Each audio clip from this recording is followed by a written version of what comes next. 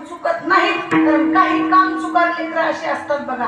किती सांगितलं बापानं बोंबा मारून तरी ऐकत नाहीत. त्यांना शास्त्राने 3 वर्ग सांगितले, एक सांग कामे, एक आगाव कामे आणि एक ऐकीव कामे.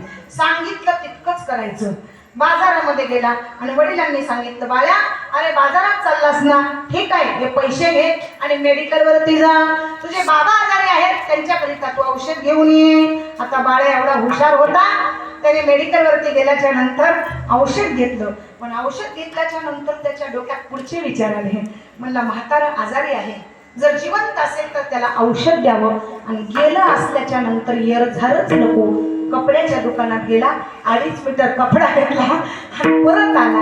वडिलांच्या हातावर 2 वस्तू ठेवल्या. बाळा अरे औषध आणलंस ठीक आहे, पण हा 2.5 मीटर कपडा कशासाठी आणलास? बाळाने सांगितलं, हे बघा बाबा, म्हणले पुन्हा पुन्हा येरझारच नको. बाबा जिवंत असले तर औषध द्या, आणि म्हातारं गेलं असलं गचकलं असलं तर हे 2.5 मीटर कपडा.